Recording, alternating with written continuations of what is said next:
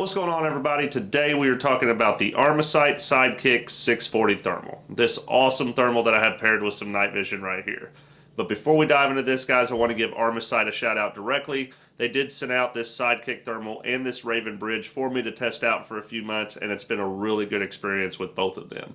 So I really do appreciate them taking the time to do that, and it doesn't go unnoticed. Go check them out at Armasight on all social media platforms and armasight.com, y'all. Now, let's dive into this bad boy. This was my first experience with a blended night vision and thermals type of setup. Not like an overlay image, but an actual dedicated one mono to thermal and one mono to night vision. I have a lot of friends that use this for different types of hunting setups, and I've seen it all over online. So it was a great experience to see if this was going to work for me.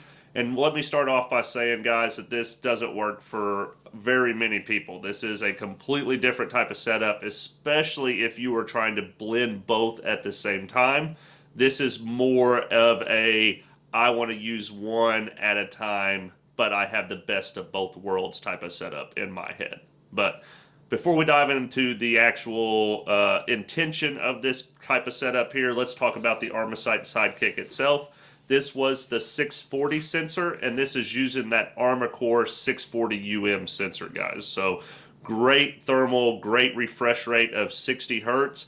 And this thing does have that LED HD screen, which I believe is about a 1028 by like 7 something as far as the specs go. You guys know I'm not much of a spec guy. I just try to run stuff and see if I can break it. But I know a lot of these numbers when it comes to these thermals are very important to y'all. So I'm going to try to include as much as that's necessary. And guys, when we take the extended battery tube off, you can see that the Sidekick thermal is almost the exact same size as the PVS-14 now. So this was not very cumbersome at all, being off the front of the thermal unit itself. Didn't really even notice it, and basically running this the entire time with the extended battery tube, it became pretty much normal, and I didn't even think it had it on it after a while. But without it, it does give it a little bit more of that compact look.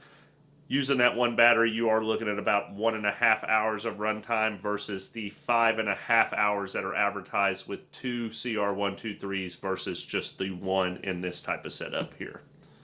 I also ran multiple rechargeable batteries in this thing. I know that is somewhat of a gray area when it comes to particular devices, but the rechargeable batteries that I had worked phenomenally well. So I was able to keep 2 of those in this thing at all time and have 2 as backup in case this thing did die on me on the range. It has multiple color palettes, guys. I want to say this has 5 or 6. With black hot, white hot. It's got kind of like a sepia type of image, a red hot, and the hybrid with the blue and the red and the yellow hot inside of that blue and green and stuff. So definitely got the color palette options there, a variety of those so that you can choose which one works best for your eyesight. I personally like that bluer color one because it was able to blend with my night vision a little bit better if I was trying to rock both. You do have the ability to collimate this thermal a little bit. That way you can actually move the image itself when you have your bino set up here with this bridge type of setup. You can actually move the image to get it more lined up with what you're seeing through your actual night vision itself too.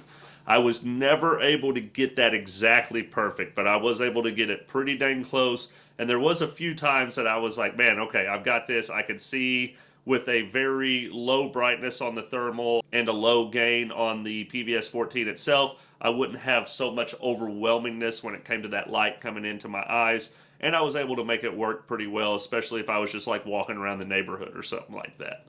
As far as like taking a hike or something with this, guys, I would probably stick with the solo mono night vision for the majority of the time, and then just swap over to the night or the thermal whenever I thought I heard something, needed to look at something, or see if there was a heat signature that I'm looking for.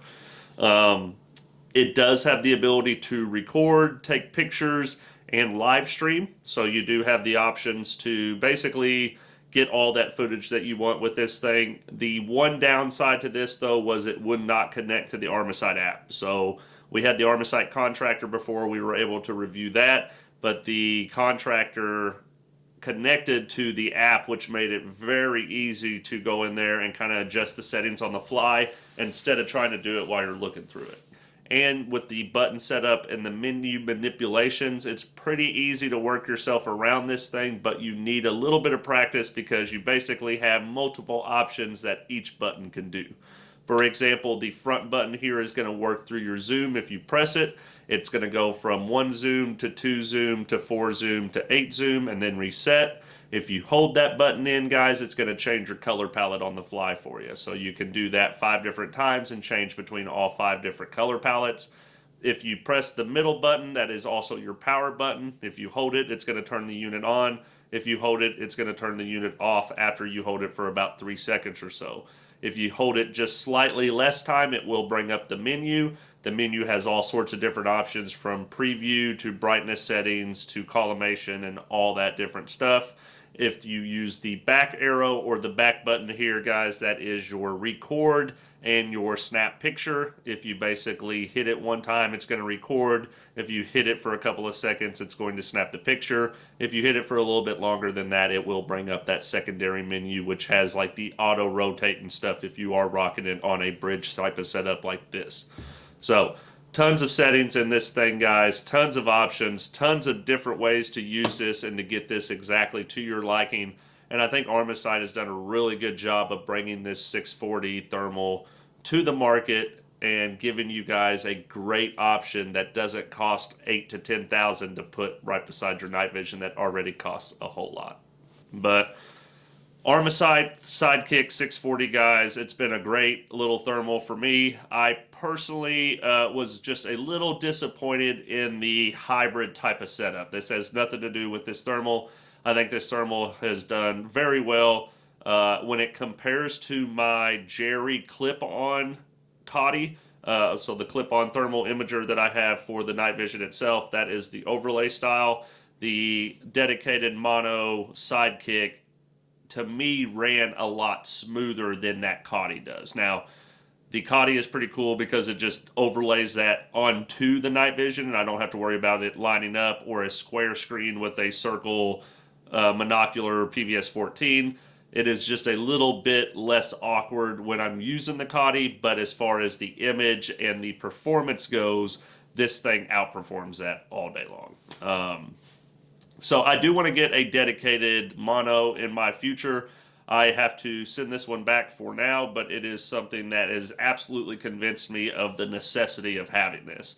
And I like the fact that I could go helmet mounted with it. I would absolutely want to go that direction with my thermal purchase, but also how small this thing is, you can quickly detach it or just permanently use it as a handheld as well. So that was something that always stuck in my head, that I could use it either way. And I found myself using my dual night vision a lot and then just kind of carrying this in my pocket as a handheld. So it was a great option for that. Very easy to get turned on really quick and to use. Once you get used to the buttons, guys, they're very easy to find. And this thing is very durable, rugged, and just easy to work around and work with, if you know what I mean.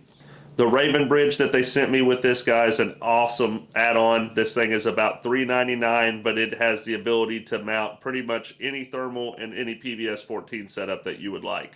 You also have the ability to set your PID stops with this, and you can swap your thermal and your PVS 14 sides and change up which one is on which eye pretty quickly. So that Raven bridge, if I was going to buy this thermal, this Sidekick thermal, it would absolutely be in the cart as well. And the thermal itself, guys, the 641 is running at about $29.99 MSRP. I believe the 321 is about $19.99.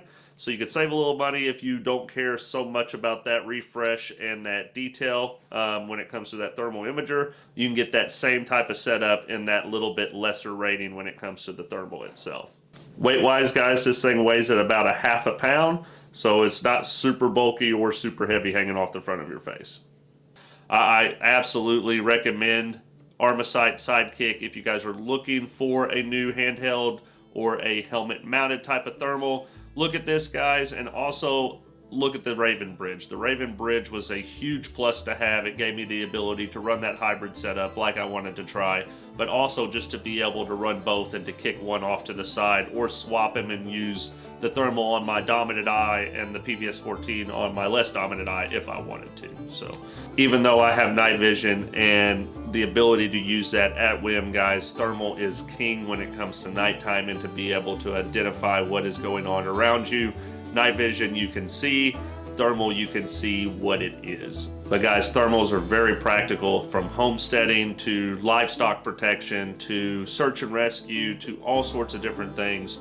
Thermals are an absolute necessity when it comes to my go bag now, and I'm so glad that I had the experience that I did and know which direction that I want to go moving forward. But again, big shout out to Armasight, guys. I appreciate you guys sending this thing out, and I appreciate all you guys watching this video. What do you think of this Armasight 640 thermal? Do you guys have one? Do you plan on getting one? Have you messed with any of the other Armasight products? I love hearing your guys' feedback, and I always try to be as responsive as I can in the comments. But again, that's it from us today, y'all. I appreciate every single one of you. Hit that subscribe button, share it with your friends, and as always, stay alert, stay alive, and get you a thermal or die.